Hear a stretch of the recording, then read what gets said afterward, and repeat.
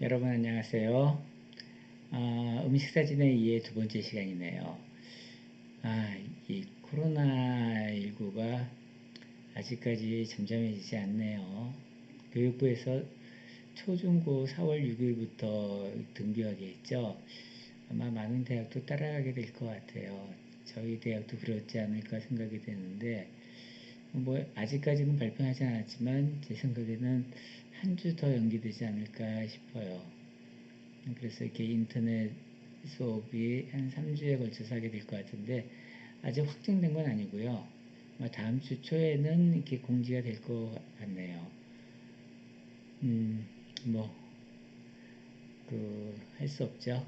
여러분 많이 학교에 와서 활발하게 하고 싶겠지만, 어, 일단 정부 시책에 따를 수밖에 없겠죠.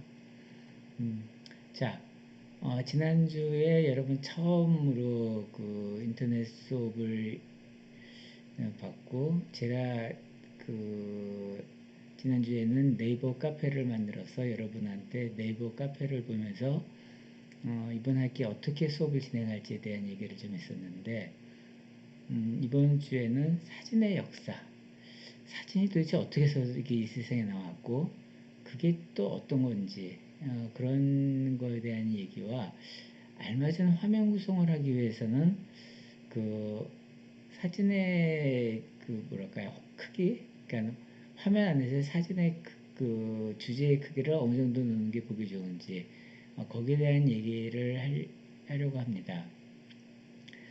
자, 지난주에는 처음이라서 제가 노트북에 있는 카메라와 오디오를 그냥 사용했더니 음성이 좀 좋지 않았던 것 같아요. 화면도 좀 그랬고 그래서 오늘은 카메라를 이용해서 그 찍고 있고 마이크도 달려있는 게 보이나? 한번 핀 마이크를 이용해서 한번 넣어봤습니다. 지난주보다는 음질이나 화질이 좋을 거라고 생각이 되네요. 자, 본격적으로 그러면은 수업에 들어가겠습니다.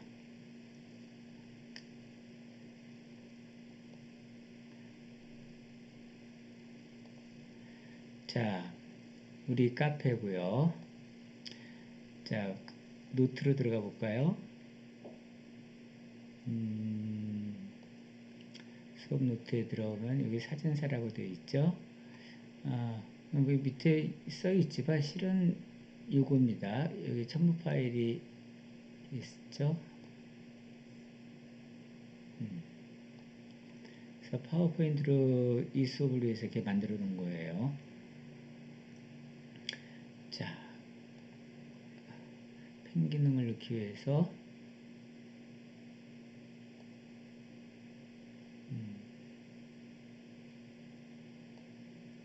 자, 이제 시작해 볼까요? 자, 이제 사진의 역사, 사진사라고 하죠, 주로. 우리가 사진을 얘기하기 전에 과연 우리가 보는 것이란 게 무엇인가, 우리가 무엇을 보는지에 대해서 한번 생각을 해봐야 될 것 같아요. 인류에서 우리가 보는 것에 대한 정의를 제일 먼저 하는 사람이 아라젠이라는 사람이에요. 이 사람은 그러니까 1000년 정도, 그러니까 예수가 태어나서 한 1000년이 지난 그런 시기죠. AD 1000년 정도 그 앞뒤로 살았던 사람인데, 그러니까 10세기부터 11세기 거쳐서 살았던 사람인데, 이 사람은 광학자였어요. 과학자인데 특히 광학에 대한 여러 해박한 지식이 있는 그런 과학자였어요. 어, 이 사람이 태어난 건 지금의 이라크 지역인데, 여러분이 지금의 이라크 보면은 되게 이라크 후진국 아니야 이렇게 생각할지 모르겠어요. 근데 과거의 이라크가 어떤 나라면 바빌로니아 제국의 후손들이에요. 어, 여러분이 이란하고 이라크가 비슷한 나라, 뭐 옆에 있는 거하고 비슷한 거 같죠? 이란은 어느 나라냐면은 페르시아의 후예들이 이란이고 이라크는 바빌로니아의 후예들이에요. 그러니까 두 민족이 이렇게 화합되긴 좀 어렵겠죠. 워낙 자부심들이 굉장히 선조에 대한 자부심들이 강한 사람들이니까. 그리고 그 10세기경 정도면은 그 사라센 문명이라고 해가지고 인류에서 가장 과학이 발달했던 지역이에요. 그 지역에. 그래서 이런 뭐랄까요, 우리가 지금 보는 것에 대한 정의 뭐 이런 것도 그 지역에서 맨 먼저 나온 거죠. 그게 우연히 그런 게 아니에요. 그러니까 그 지역이 그 당시에 발달되어 있다는 거였죠. 이슬람 지역이죠, 그 당시에. 그래서 사실 그때 보면 그 유럽은 굉장히 기독교 문화권에서 중세라고 그러죠. 우리 굉장히 그 중세 전에 로마 때까지 굉장히 발전돼 있었는데 그 중세에 가면서 굉장히 뭐랄까요, 그 유럽은 발전을 못하고 있었고 그 지금의 이슬람 쪽은 굉장히 그 발전이 된 상태로 있어서 이슬람 쪽이 훨씬 더 자연과학에 발달돼 있었어요. 유럽에 그 당시는. 자, 그 당시에 한 과학자 아라젠, 이 사람이 우리가 보는 것에 대한 정의를 정확하게 해요. 인간이 보는 것은 빛의 반사다. 우리 흔히 빛을 봤다고 생각하는데 실은 그게 아니라 빛의 반사를 본 거예요. 이거 되게 중요한 얘기입니다. 아라젠이라는 사람에 대해서 좀 설명할까요? 자, 어, 자, 이 아라젠이라는 사람은 어떤 사람이냐면은 아라비아의 물리학자예요. 그 이라크 지역에서 태어나서 이집트에서 이집트도 그 당시에 이슬람권이에요.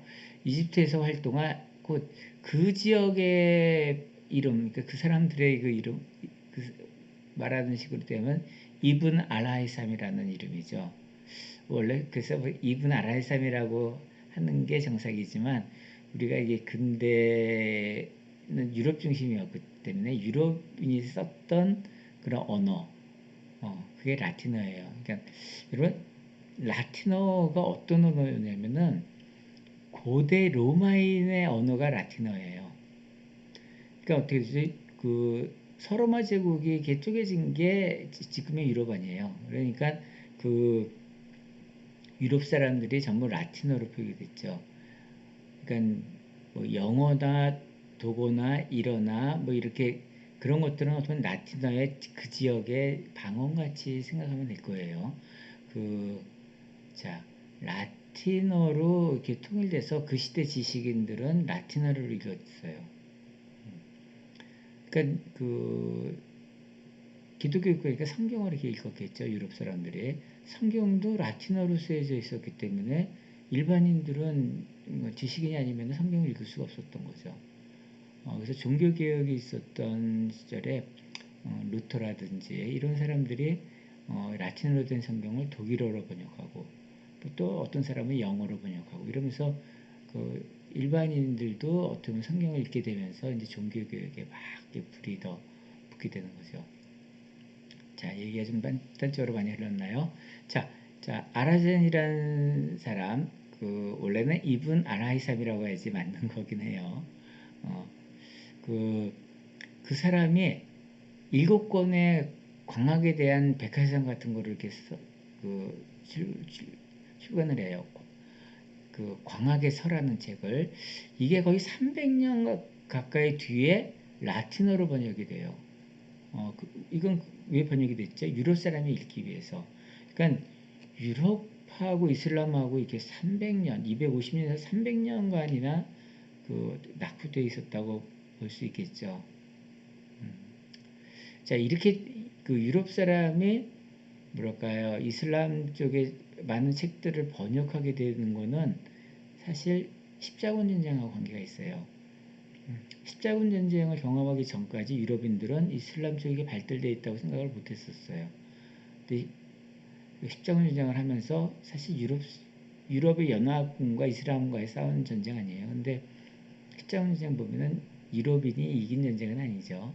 어, 뭐 서로 굉장히 피해가 많이 있었던 전쟁은 분명하고 그러면서 발전되어 있던 이슬람을 보면서 그 뭐랄까 많은 그 이슬람의 발전된 서적을 라틴어로 막 번역하는 그런 일이 이렇게 벌어지는 거죠.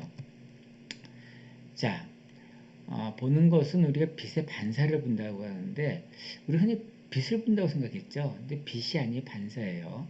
자, 여기 내가 유리 가간이라는 사람 이름 썼는데 유리 가가린이 누군지는 알죠? 최초의 그 우주 비행사죠. 어, 그 러시아의 우주 비행사라고 해서 왔는데 소련이었어요. 그 당시에는 소련 그 소련은 러시아보다 실은 더 큰 나라였죠.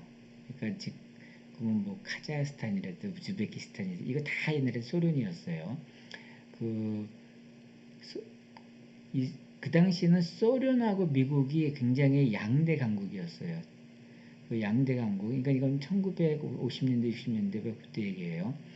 그래서 굉장히 둘이 첨예하게 냉정 시대라고 했죠. 엄청나게 경쟁되는. 근데 뭐랄까 우주 개발은 러시아에서 먼저 시작이 돼요.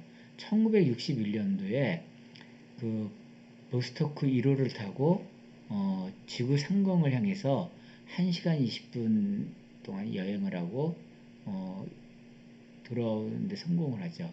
인류 최초로 대기권 밖에 나가서 그 갔다 오는데 그때 많은 소련의 정치인들이 높은 사람들이 유리 가가린한테 물어봤대요.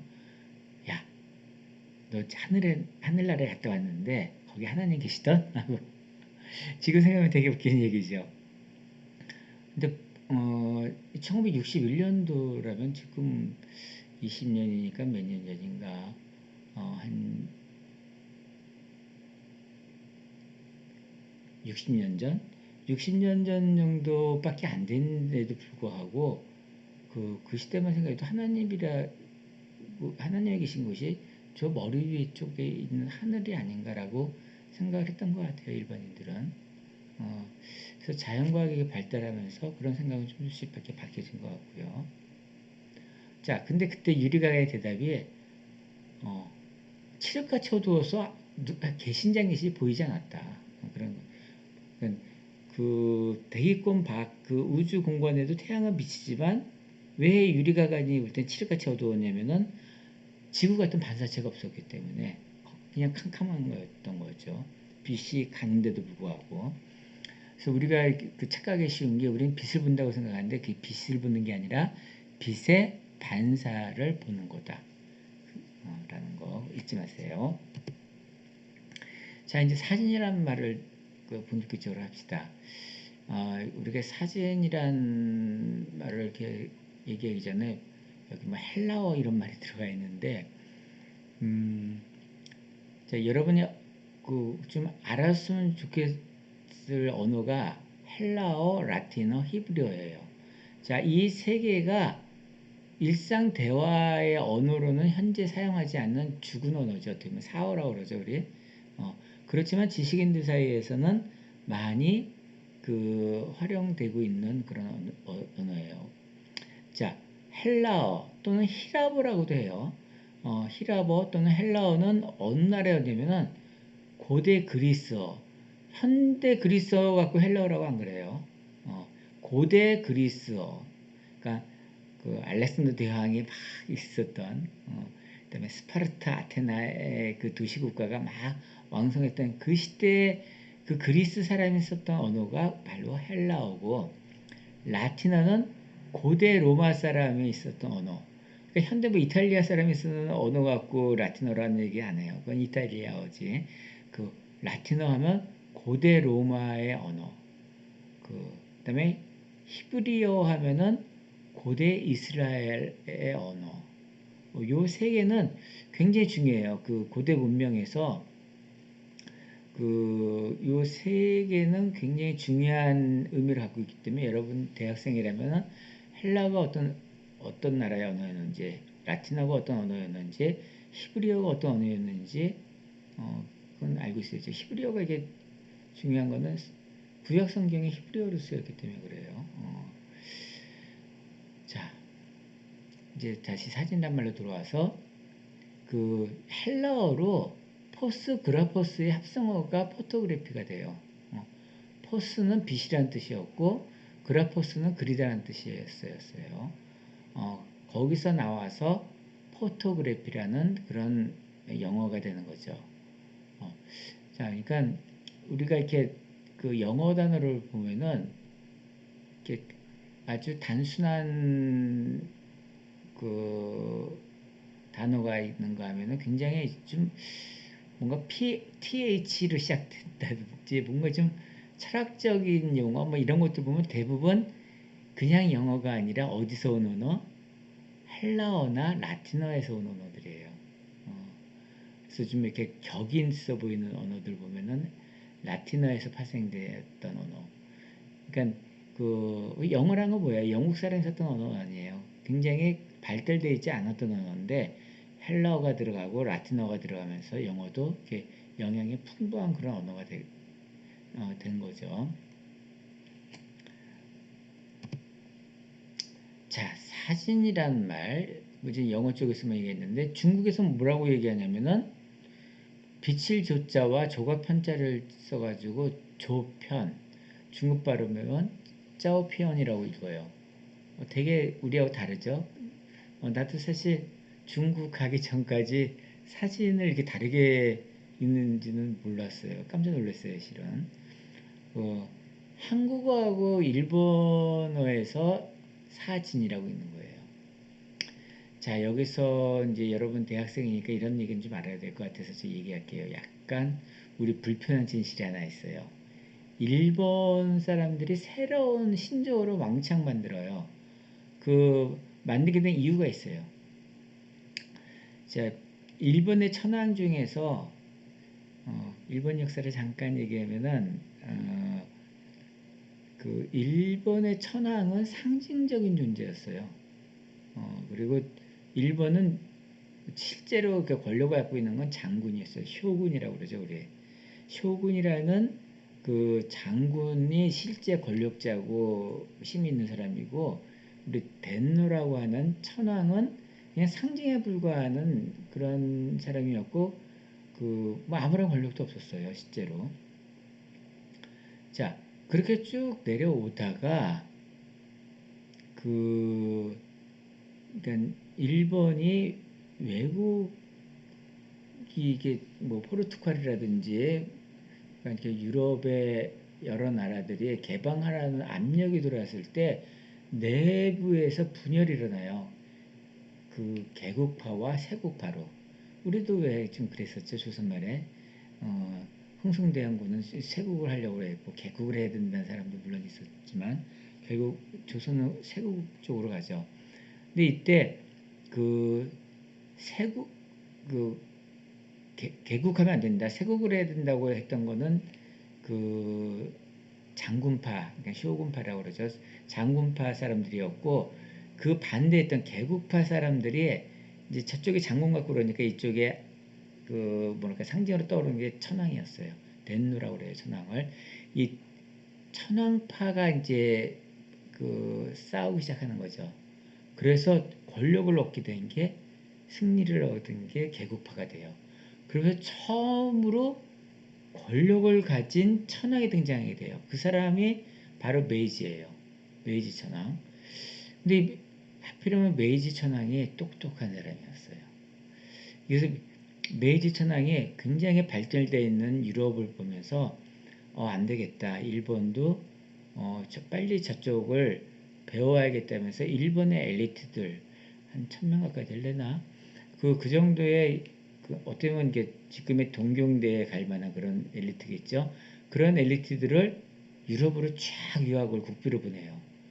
그리고 거의 10년 가까이 공부를 시킨 다음에 다 컴백을 시키고 그 다음에 컴백해가지고 일본에 돌아오게 해서 구책 사업을 시켰던 일이 번역 사업이었어요. 유럽의 서적을 번역을 하라고. 어. 그래서 그 많은 그 뭐랄까 그 유럽에 유학 갔다가 돌아온 많은 학자들이 번역을 하기 위해서 모여서 같이 회의를 해요. 그때 회의를 하면서 새로운 신조어를 만들어요. 그러니까 번역을 하려는데 이게 너무 언어 체계가 다르고 그 이쪽에 표현됐던 그런 단어가 이쪽으로 도저히 뭐로 봐야 될지 해당하고 없는 거예요. 중국어나 뭐 일본어나 어딜 봐도. 그래서 할 수 없다. 이건 만들어야겠다. 새로운 언어를. 그래서 단어를 만들어야겠다는 생각이 드는 거죠. 그래서 만들었던 수많은 단어들이 있어요. 그 당시엔 생소했을지 모르지만 지금은 우리나 일본이나 굉장히 일상에서 많이 쓰는 그 단어들입니다. 그 단어들이 보면 여러분이 깜짝 놀랄 단어들이에요. 그러니까 우리 그 시간 하면은 우리 당연히 옛날부터 있었던 단어라고 생각이 되죠. 이 타임을 번역하기 위해서 어, 그 당시에 만들었던 단어예요. 그러니까 1854년에서 1877년 요 사이에 이때 만들어진 단어예요. 시간, 공간, 뭐 인간 다. 자, 떼시라는 어클락이라는 그 단어에 맞는 떼시라는 말은 중국에 있었죠. 그렇지만 타임에 맞는 그 시간이란 개념은 없었어요. 그래서 그 많은 학자들이 모여서 야 타임을 뭐로 번역해야 되냐? 어클락은 아니지 않냐? 그런데 이 타임에 해당되는 언어가 없으니까 어떻게 해야 되냐?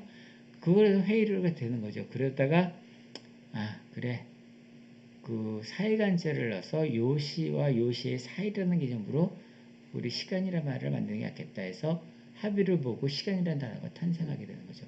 이렇게 해서 탄생한 게 우리가 쓰는 두 음절, 세 음절에 되는 수많은 뭐 도서관, 철학, 역사, 뭐 개념, 뭐 대통령 이런 것들이 다 실은 그 당시에 나와요. 그러니까 여러분들이 만약에 과거로 갈 수 있는 타임머신이라는 기계가 나와서 타고 조선 초기에 가서 세종대왕을 딱 만난다. 대화가 불가능해져요. 외래어, 완전히 외국어가 되는 거지. 그 당시에 썼던 단어들은 지금 대부분 사라져 있고, 지금 우리들이 쓰는 단어는 그 당시에 없었고. 여러분, 조선 초기만 해도 그 표준어에 성조가 있었대요.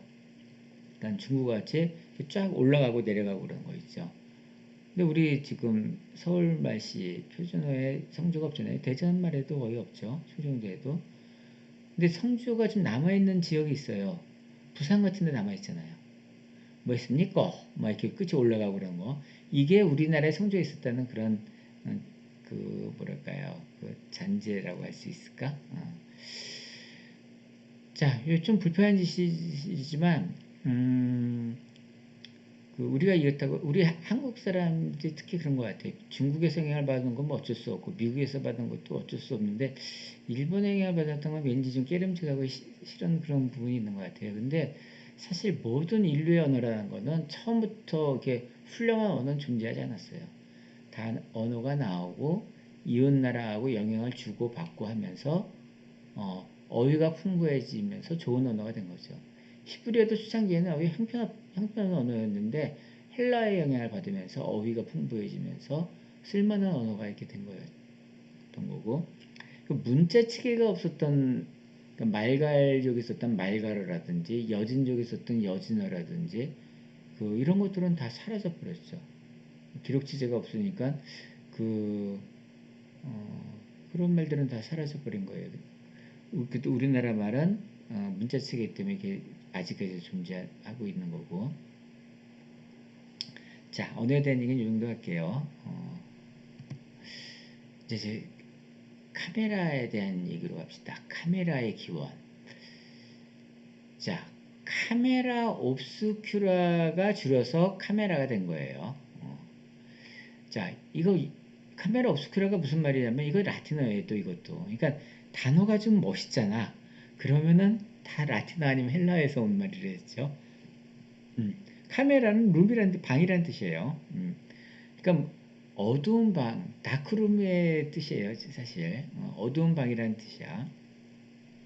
자, 이 카메라 옵스큐라는 화가들이 원근법에 의한 사실적 묘사와 그 밑그림을 그리는 데 이용한 보조도구라고 이렇게 써 있는데 그 원근법이 뭐지? 가까운 건 크게 그리고 먼 건 작게 그리는 거. 우리 눈에 그렇게 보이잖아요. 가까이 있는 사람은 크게 보이고 뒤에 있는 사람은 작게 보이죠. 어, 그래서 이 카메라 옵스큐라, 이 다음 그림 보는 게 더 정확히 설명하기 좋을 것 같네. 이런 거야. 그러니까 앞에 있는 이 모습이 여기 어두운 방에 구멍이 뚫려져 있으면 이렇게 거꾸로 가서 비쳐들어요. 이거 갖고 왜 이렇게 들어가요 하고 왜 이렇게 보여요 하고 물어보면은 그거는 좀 곤란해요. 왜냐면 자연 현상이야. 어. 자, 여기에 구멍이 작으면은 아주 희미한 빛이 들어가겠죠. 그렇지만 초점이 좀 선명해 보이는 그런 상에 미치고, 빛이 많이 들어가면 훨씬 더 이렇게 상이 분명하게 보이긴 할 텐데 초점이 나간 것 같이 보여요. 근데 여기에다 플러스 렌즈를 딱 그러면 어느 면에는 선명하게 초점이 맞으면서 밝게 보이는 상이 탁 미치죠. 그럼 어떻게 되지? 여기다 종이 같은 걸 딱 대고 따라 그릴 수가 있게 되는 거죠. 그래서 이 카메라 옵스큐라는 화가들이 그림을 그리는 도구로 사용하게 되는 거예요. 이게 점점 처음엔 큰 방이었다가 텐트형으로 됐다가 나중에는 테이블형으로 소형화돼 가지고 거울을 이용해 가지고 아주 실내에서 이렇게 인물을 그리는데도 사용하게 돼요. 그래서 사진이 발명되기 한 200년 전부터는 굉장히 활발하게 그 그림 그리는 도구를 사용하게 돼요. 요거는 그 카메라 루시다라는 건데 나도 실제로 이게 보면 실제로 물건을 이렇게 현미경같이 이렇게 보는 이거 봤었어요. 일본도 사진미술관에서 동경도 사진미술관이구나. 거기서 이렇게 봤었는데 이게 렌즈가 두 개가 있어요. 한 렌즈는 모델을 향해서 있고 한 렌즈는 종이를 보게 돼 있어. 그래서 이 사람이 지금 보고 있는데 그 여인의 모습이 그 흰 종이 위에 떠 있게 이렇게 보여서 이렇게 따라 그리게 돼 있는 거죠. 근데 좀 이렇게 얼비게 보여가지고 난 살렸더니 잘 안 되더라고요. 그러니까 그 하는데 좀 시간이 걸렸을 것 같아. 자, 사진의 발명. 근데 이제 사진의 발명 얘기하기 전에 왜 이렇게 그림 그리는 도구로 카메라 옵스큐라와 카메라 루시다와 뭐 이런 것들이 사용되게 됐냐면은 산업혁명 이후에 갑자기 부자들이 생긴 거예요. 과거에 저택을 갖고 뭐 궁궐이나 저택을 갖고 멋진 가구를 놓고 보통 큰 그림을 초상 같은 걸 이렇게 붙여놓은 사람은 왕이라든지 귀족이라든지 뭐 그런 사람들만 가능했던 거죠. 일반인들은 뭐 전혀 상상도 할 수 없었던 일이죠. 자, 근데 산업혁명 이후에 그 중산층이 생겨요. 그러면서 돈을 많이 번 사람이 생긴 거야. 이 벼락부자가 생긴 거죠. 그러니까 이 사람들이 그 돈이 생기니까 이제 저택을 딱 사고 싶잖아요. 그래서 집을 딱 사고 그다음에 멋진 가구를 쫙 들여놓고 그리고 이제 쫙 자기 초상화를 크게 그려서 과시하고 싶은 거야. 이게 인간의 본능이라고 생각이 돼요. 그런 것들이. 근데 화가 숫자가 많지가 않네. 이거 뭐 줄 서서 이거 그림을 그, 어, 뭐랄까, 대기를 하고 있어야 되는 거야. 왜? 숙련된 화가의 숫자가 갑자기 확 늘어나지 않죠. 그리고 그 당시 미술대학이 있었던 것도 아니고, 그리는데 시간이 걸리잖아. 그래서 그, 어떻게 하면은, 화가 입장에서 보면은, 갑자기 고객이 그냥 엄청나게 많아졌어. 어떻게 하면 빨리 그릴까? 어떻게 하면은 정확히 그릴까? 정확히 그려야지 인기 있는 화가가 될 거 아니에요. 그러면서 이제 카메라 옵스큐라라든지 카메라 루시다라든지 막 이런 것들을 이용해서 그리게 되는 거죠. 그러단 급기야 이런 그림이 나와요. 실루엣이라는 그림이 나와. 실루엣이라는 그림은 어떻게 되면 사람 얼굴을 옆으로 탁 돌려놓고 카메라 옵스큐라를 탁 보면서 외곽선을 딱 따라서 펜으로 쫙 그리는 거죠. 그야말로 뭐 30초면 그림 한 장 그릴 수 있는 근데 이 실루엣이란 말이 나온 거는 이 실루엣은 사람 이름이었어요. 그 당시에 프랑스의 그 뭐랄까 경제부 장관, 뭐 재정부 장관, 뭐 이런 정도의 그 정치인이었는데 이 사람이 처음엔 되게 인기였대요. 그러다가 갑자기 이렇게 정책에 실패하면서 전 국민이 이렇게 조롱하는 그런 한심한 정치인으로 전락이 됐나 봐요. 근데 이 그림이 너무 값싸고 너무 우스꽝스러운 그림이다 해서 실루엣이 이렇게 나쁜 의미로 이렇게 그 그림에 이렇게 붙었어요. 근데 지금에 와서는 또 실루엣 하면은 어, 실루엣 좋은데 뭐 풍경이 이렇게 뭐 이렇게 뭐랄까요 까맣게 돼가지고 라인만 쫙 보인다든지 그다음에 그 인체를 볼 때 실루엣 좋아 몸매 좋은 사람들 보고 실루엣이 죽여줘 막 이러면은 뭐죠 라인이 좋다는 그런 뜻이죠. 그 이렇게 굉장히 지금은 좋은 의미로 실루엣이 많이 사용되기도 하죠. 자, 사진의 발명이라고 하면은 사진이 완성하기 위해서 필요한 것들이 세 가지가 있어요. 일단 볼록 렌즈가 있어야 돼. 그러니까 우리 돋보기라고 얘기하는 흔히 플러스 렌즈가 있어야 되고 그다음에 카메라 옵스큐라가 있어야겠죠.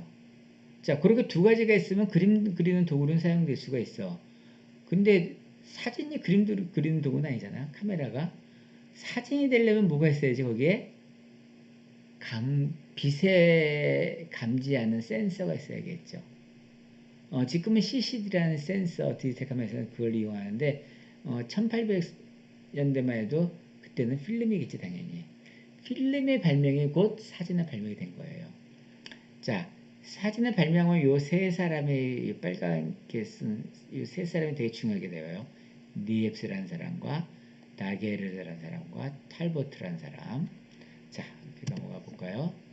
일단 니엡스라는 사람이 발명에 제일 먼저 박차를 가해요. 자, 그 카메라 옵스큐라가 받는 상을 최초로 고정시키도록 노력한 사람은 니엡스예요. 그 1822년 헬리오그래프 태양이 그린 그림이라는 말로 이렇게 했는데 그 요 사진을 말하는 거야. 이게 밝게 비치는 아주 밝은 날 8시간의 노출에 의해서 이 고정이 돼요.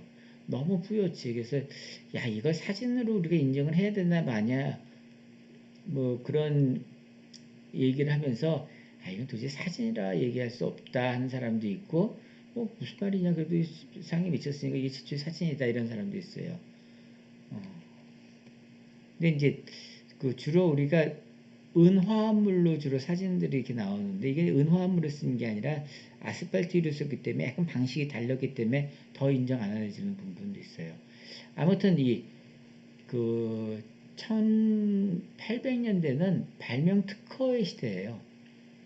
그러니까 여러분들 이때 뭐 인류의 발명품 대부분이 이때 나와요. 물론 컴퓨터나 텔레비전 같은 거는 아니지만 그 뭐 자동차라든지 하다못해 자전거라든지 뭐 전기라든지 전구 사진 뭐 수많은 발명품들이 1800년대 다 쏟아져 나와요. 라디오라든지 이런 것들 다. 그 영화도 1800년대 나온 거예요. 그러니까 이 당시에 쏟아져 이렇게 나오는데 그때 사람들은 이걸 발명 특허를 내고 굉장한 부를 축적을 하게 돼요. 그러니까 여러분 연필에 이렇게 뒤에 지우개 달린 거 있죠. 지금 뭐 별거 아니잖아. 근데 그거 발명해서 특허된 사람은 떼돈을 벌었어요. 그러니까 그 그 당시는 그랬던 시절이야. 약간의 아이디어가 엄청난 부를 축적했던 그런 시절이에요. 그래서 이 니앱스가 자기가 개발한 것들을 이렇게 논문을 이렇게 발표를 하는 거야. 세계 그 저널 같은데. 그래서 그 당시 세계전이라는 건 유럽이지. 거의 그것도 프랑스, 뭐 독일, 영국 이 정도의 그 주로 경쟁하는 그런 쪽이었을 거고. 그래서 니앱스가 그런 것들을 막 발표하고 나니까 거기서 관심이 있었던 다게르라는 사람이 이제 니앱스를 찾아가게 돼요. 그러면 자기가 그동안 연구했던 것도 이게 보이면서 우리 공동으로 연구하자. 이거 좀처럼 쉽지 않은데 우리 둘이 같이 하면 더 좋지 않겠냐면서 10년을 계약을 해요. 근데 4년 만에 니앱스가 죽죠. 공동 연구하다가. 그리고 다게레가 결국은 완성을 해서 다게레의 이름을 따서 다게레오타이프라는 사진술이 발명을 하게 되는 거죠. 다게레오타입. 이게 1839년이에요. 그래서 공식적인 사진 발명은 1839년에 나왔다고 생각해요. 그러니까 이제 몇 년 됐나? 이제 180년이 된 거죠. 사진 발명 이게 이제 180년이 돼가는 그런 시기에 우리는 지금 살고 있는 거네요. 자, 그래서 아까는 뭐 8시간 찍었는데 이제 노출을 2, 30분으로 이렇게 단축된 거야. 근데 이 다게르가 찍은 사진 한번 볼까요? 뭐 아까 사진은 비교할 수가 없죠. 그리고 그렇게 긴 노출도 아니었고 8시간인데 이거는 한 20분 정도 노출이라고 그랬죠. 이번 사람도 있긴 있어요. 여기 구두 닦는 사람이 있고 이렇게 서서 구두 닦기 손님도 있긴 있는 거지. 어, 이 도시 풍경을 이렇게 찍었는데 이게 실은 종이가 아니라 금속판이에요. 그리고 한 장밖에 안 나와. 자, 여러분 거울을 보면은 거울 속에 자기 모습이 어떻게 보이죠? 예쁘게 보인다고요? 그런 거 말고 그 거울 속에 자기 모습은 좌우 반대로 보여요. 뭐 알고 있었나? 좌우 반대로 보이는 거, 똑바로 보이는 거, 좌우 반대로 보이는 거 차이가 없을 것 같은데 생각보다 차이가 꽤 있어요. 자기 증명사진을 뒤집어 놓고서 이렇게 똑바로 된 사진하고 이렇게 보면은 좌우 뒤집어 놓은 거가 오히려 자기 같다고 느껴져요. 왜 그러냐면 자기가 알고 있는 자기 모습은 거울 속 모습이라서 그래. 좌우 반대 모습만 계속 봐왔기 때문에 좌우 반대로 거꾸로 된 사진에서 오히려 자기는 더 친밀감을 느끼는 거야. 자, 다게르타입이 금속판에 한 장짜리 사진이라고 그랬죠. 근데 이 폭스 탈버트가 지금 프랑스에서 다게르가 딱 발표를 했는데 영국에서 탈버트라는 사람도 사진 가지고 막 연구를 하고 있었거든요. 근데 저희 프랑스 딱 발표하니까 탈버트는 김 팍 셌지. 그래서 바로 한 달 정도 정리해가지고 칼러 타입이라는 사진수를 발표해요. 뭐 자기 이름을 따서 탈보 타입이라고 하는데 주로 칼로 타입이라고 많이들 얘기해요. 이거는 종이 유제가 이렇게 필름 발랐다는 거예요. 그, 필름을 만든 거지, 그러니까. 그래서 여러 장의 종이 프린트를 만들어내는 거야. 그래서 지금의 사진하고 좀 비슷한 거죠. 복제가 가능한 거죠. 근데 이게 나쁜 점은 뭐랄까 이 종이의 결이 이렇게 나와가지고 선명도가 떨어졌어요. 그래서 좀 뿌옇게 보였고, 그래서 기록용으로는 탈버트가 개발한 칼로 타입이 많이 쓰여 있고, 사람 얼굴 사진을 찍을 때는 다게로 타입을 많이 썼대요. 그게 이제 화질이 선명했던 것도 있고, 또 하나는 좌우 반대가 정상적으로 보였던 거예요. 칼로 타입은 뭐였죠? 원래 자기 모습이야. 필름을 이용해서 뽑았기 때문에 똑바로 된 자기 모습으로 나왔던 거지. 자, 그렇지만 사진 발명은 그 후에 영국의 탈버트가 개발했던 칼로 타입의 방식으로 이렇게 쫙 발전해 와요. 탈버트는 유리판에다가 강강유제를 붙이는데 실패했는데 아처라는 사람이 있어 그게 성공해요. 그래서 유리판에 그러니까 한 10년 정도 후죠. 콜로디언 스판법을 개발을 해요. 그래서 다게르오타입 같이 선명하면서 복제성, 그러니까 여러 장의 종이 인화를 만들 수 있는 콜로디언 프로세스. 얘 스판법이라는 게 이게 왜 스판법이냐면은 이 당시는 필름 회사가 만들어지는 게 불가능해요. 어떤 상태냐면은 암실에서 필름을 발라야 돼. 유리판에다. 그리고 이게 건조되면 안 돼. 건조되지 않은 상태에서 카메라에 껴서 사진을 찍고 아직까지도 건조된 상태여야 돼. 그 상태에서 암시료해서 현상을 해야지 사진이 되는 거야. 그래서 굉장히 찍기 직전에 필름을 만들어서 해야지 되는 불편한 상태죠. 아주. 자, 그러다가 드디어 젤라틴 건판법이 발명이 돼요. 이게 건판 혁명이라는 거예요. 사진에. 디지털 혁명에도 맞먹을 정도로 이 메독스에 의해서 건판이 그러니까 이제 말라도 되는 거야. 그래서 필름 회사가 이때 당시부터 가능해져요. 이게 이 건판 메독스에서 건판이 법이 발견되자마자 이제 바로 필름 회사가 등장해요. 그 유명한 코닥의 등장이죠. 코닥의 등장. 조지 이스트만 코닥의 사장을 얘기하는 거야. 1880년대에 이제 코닥이 딱 등장하는 거야. 그래서 이렇게 롤로 감겨져 있는 필름이 이렇게 나오는 거죠. 초창기에는 그 박스형 카메라에 필름이 껴서 팔았어요. 그래서 어떤 상태였냐면은 그 우리가 카메라 할 때 카메라 안에 필름이 껴 있었던 거야. 코닥 카메라를 딱 사면은 그 안에 필름이 껴 있고 뭐 카메라에 따라서 뭐 20장 찍히는 거 뭐 그런 것들이 있었겠지.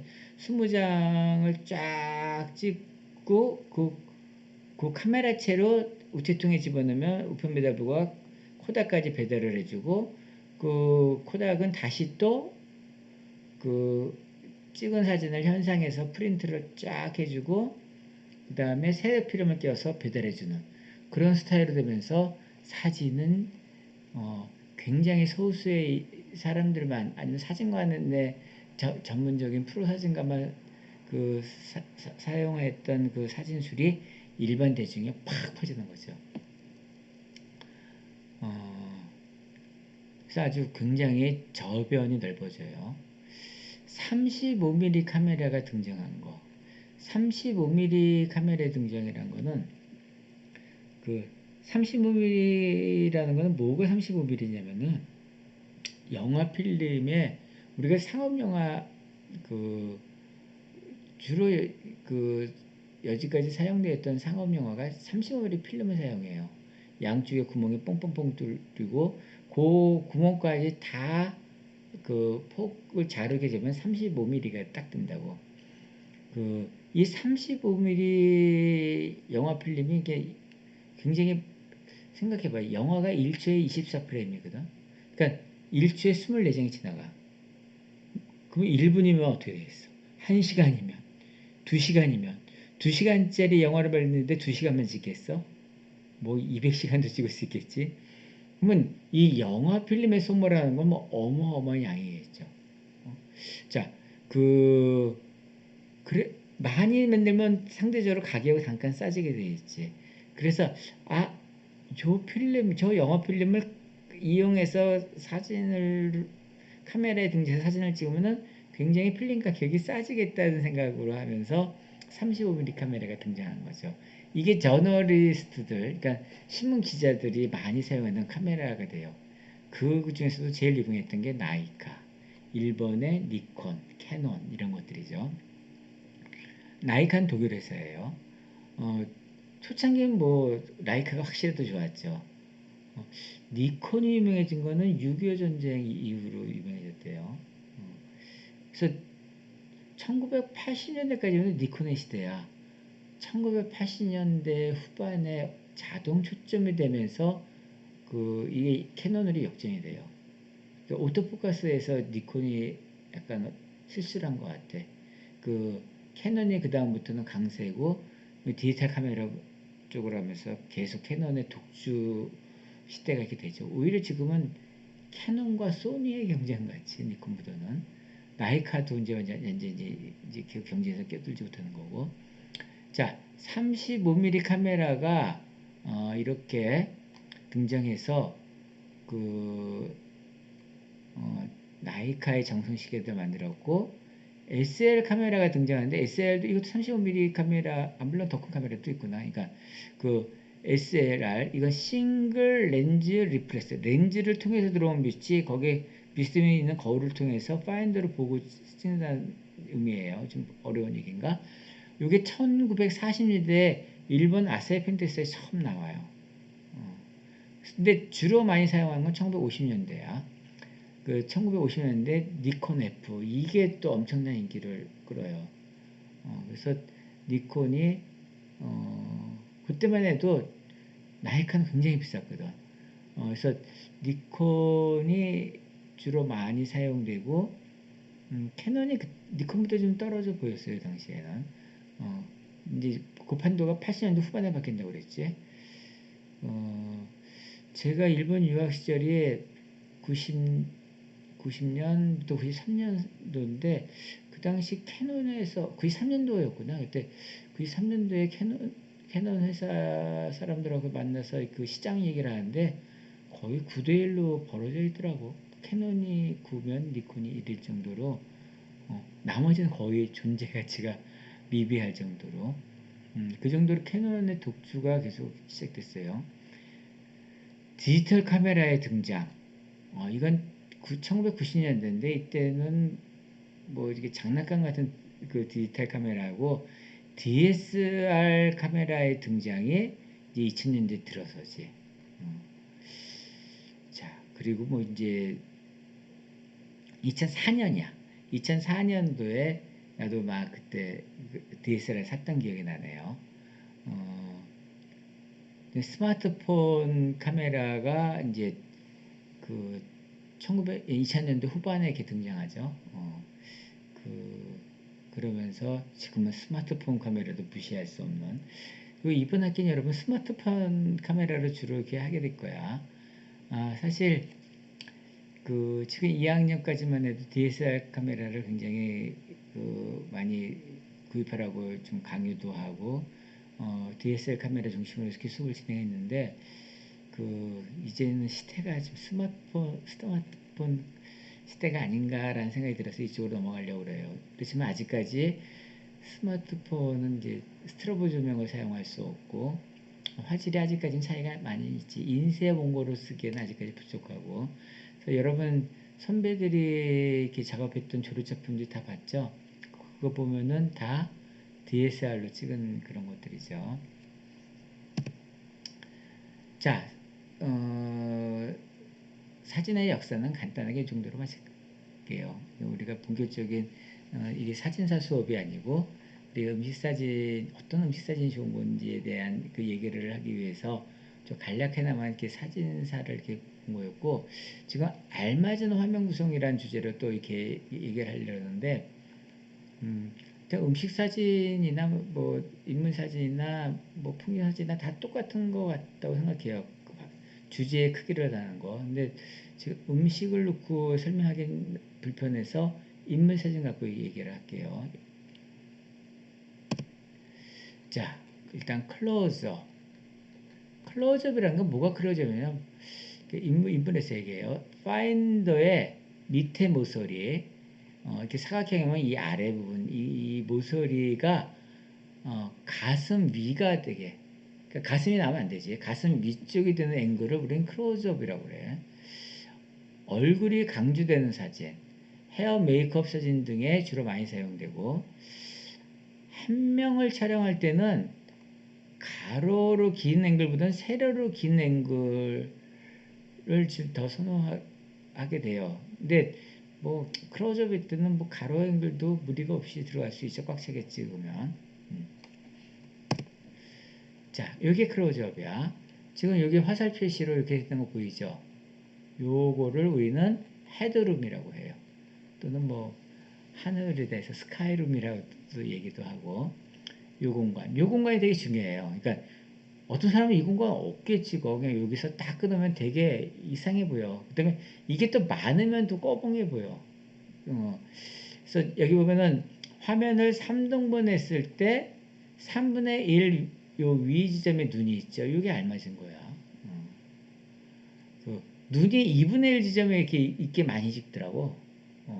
사람들이 이렇게 초점 맞추기 좋다고 해가지고 얼굴을 딱 가운데 놓고 찍으면 이렇게 되는데 그렇게 되면 굉장히 사진이 밑으로 꺼져 보여. 그러니까 헤드룸이 나오면 많아지는 사진이 된다는 거지. 그러면 그 좋은 사진이 안 돼요. 자, 노즈룸. 이 코의 공간이지. 이 공간을 우리는 로즈룸이라고 얘기하는데 이쪽을 향해 있죠. 이쪽을 향해 있기 때문에 이 공간이 필요한 거야. 지금 이 공간이 없는데 이 공간이 있는 거지. 그래야지 화면이 안정감이 보여. 자, 여기서 보면 스카이룸이 없죠. 근데 그 클로즈업만 어울리는 거야. 클로즈업에 이렇게 아슬아슬하게 뭐 이렇게 머리 끝을 자르는 건 되게 이상해. 또 과감하게 확 자른 거는 박력 있어 보이기도 하지. 가슴이 없죠. 가슴 위가 잘려 있으니까. 같은 클로즈업이라도 아까 거 이거 많이 다르죠. 자, 가로 사진으로 이렇게 두 사람이 들어가 꽉 차게 보이지. 클로즈업에서 세로로 가로 그 두 사람 쓰는 것이 불가능하겠지. 이제 바스트샷. 바스트샷 뭐가 바스트샷이냐면 파인더의 아래 경계선이 가슴 바로 밑이 되는 거. 가슴이 나오는 거야 이번에는. 한 명을 촬영할 때는 가로 앵글, 세로 앵글 모두 이거 잘못 썼네. 한 명을 할 때는 가로 앵글은 안 어울리네. 세로 앵글이 낫네.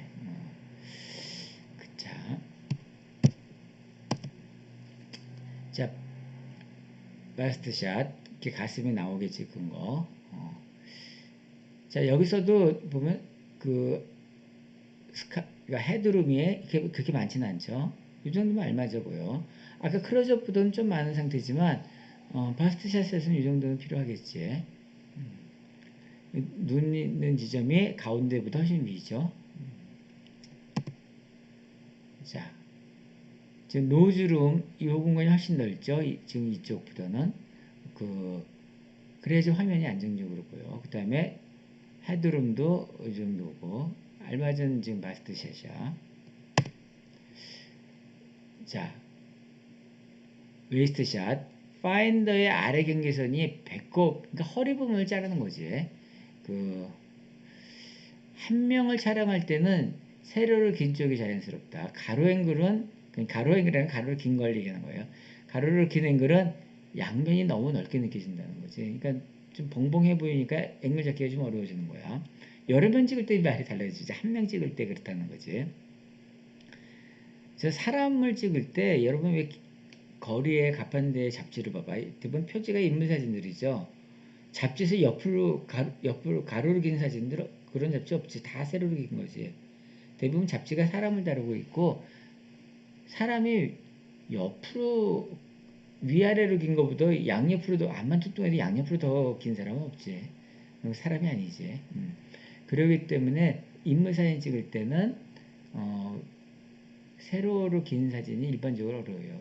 한 명 찍을 때 얘기야. 두세 사람인데 얘기는 전혀 달라지는데. 자, 근데 풍경을 찍는다면 얘기는 달라져. 풍경을 찍을 때는 풍경이 쫙 광활하게 양쪽 옆으로 퍼져 있잖아. 위아래라기보다는. 그러니까 그때 풍경은 가로로 긴 게 더 어울린 거지. 그러니까 찍는 대상이 인물이냐 풍경에 따라서 카메라를 위아래로 길게 찍을 건지 양옆으로 길게 찍을 건지 이게 선택이 되는 거죠. 근데 뭐 반드시 그래야 된다는 건 아니고 일반적으로 그렇다는 거. 자, 허리 부분에서 자르는 거, 웨이스트샷. 자, 여기도 이렇게 스카이룸이나 로즈룸이나 이런 걸 다 의식하고 봐요. 자, 웨이스트샷. 자, 여기서 보면 스카이룸이 좀 많잖아. 그러니까 여러 번 과제를 이렇게 스카이룸이 많이 들어오게 과제를 하면 내가 이건 좀 너무 많다 고 그럴 거야. 근데 여기서 이 선 때문에 이상하지 않은 거야. 이 선이 없었다면은 한 요 정도에서 잘렸어야지. 자, 이제 니샷. 니샷은 파인더의 아래 경계선이 무릎 바로 밑이 되는 앵글. 자, 한 명을 찍을 때는 세로 앵글로 주로 촬영되고, 이 니샷은 패션 사진 잡지 보면 대부분 니샷으로 찍어요. 풀샷 아니면 니샷인데, 니샷이 더 많어. 이유는 이렇게 옷을 크게 보이려면 풀샷보다 니샷으로 찍어야 돼서 그래. 자, 무릎 밑이 잘리게 찍은 사진. 자, 헤드룸 보고, 로즈룸 이렇게 보면은, 다 바란스가 맞춰져 있지. 자, 이것도 이렇게 무릎 밑을 자르고 헤드룸의 공간. 이건 이렇게 됐죠. 그러니까 지금 여기서 무릎 이렇게 잘랐다는 것보다 사실 화면에서 크기에 대한 거니까 이 정도가 안 맞다는 거야. 자, 풀샷 전신을 찍은 거지 이제. 자, 풀샷 사진. 자, 이 풀샷에서 보면은 그 밑에 공간보다는 그 헤드룸이 더 많아야 돼. 그러니까 그 밑에는 헤드룸의 반이나 3분의 2 정도, 그 정도 공간이 알맞아 보여요. 이게 밑에가 더 넓으면 이거 화면이 좀 엉성해 보여 또. 자, 이제 롱샷. 인물이 되게 작게 보이는 거야. 롱샷이면 거의 풍경 사진에 가까웠기 때문에 이렇게 가로 앵글이 이제 가로로 긴 앵글이 어울리는 거지. 자, 이렇게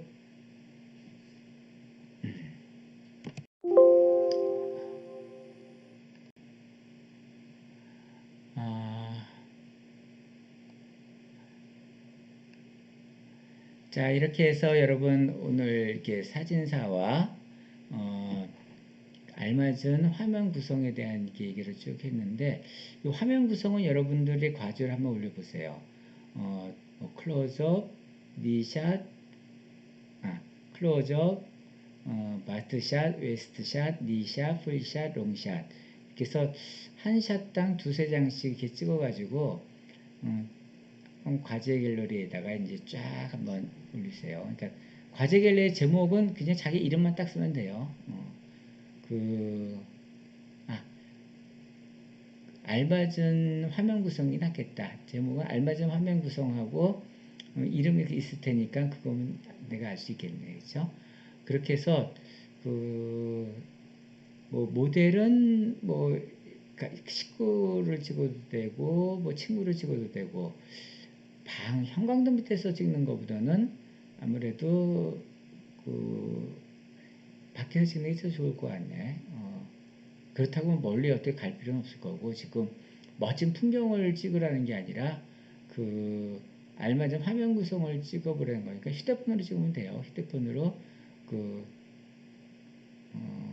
이렇게 찍으면 될 테니까 뭐 초점을 맞춰서 그다음에 헤드룸과 노즈룸 같은 거 의식하고 클로즈업부터 롱샷까지 두 장씩 해서 한번 찍어서 한번 쭉 올리고, 올린 것들을 캡처해 가지고 LMS에도 좀 올려줘요. 자, 오늘은 좀 수업이 좀 길어졌나? 자, 그럼 오늘 수업은 요거로 마무리하고, 자, 다음 주는 어떻게 될지 아직 확실히 모르겠네. 다음 주는 학교에 와서 수업을 하게 되면은, 뭐랄까, 지난주와 지금 오늘 한 수업을 좀 보충해서, 다시 더 얘기를 할 것 같은데, 만약 또 이렇게 인터넷 강의로 한다면은, 일단, 뭐 앵글에 대한 얘기 좀 더 진행을 할 것 같아요. 뭐 하이 앵글, 로우 앵글이라든지 매력적인 사진이 되기 위해서는 어떤 요소가 있는지 그런 데 대한 얘기를 좀 더 진행을 하려고 합니다. 자, 여러분 긴 시간 이렇게 수업 듣느라고 고생하셨네. 자, 오늘 수업은 이렇게 마무리를 짓는 거로 하고, 과제하는 거 잊지 말아 주시고요. 그리고 내가 카페에 계속 공지사항이 있으면 이렇게 올릴 테니까 여러분 일주일에 적어도 3번 이상은 들어와서 체크 좀 해줘요.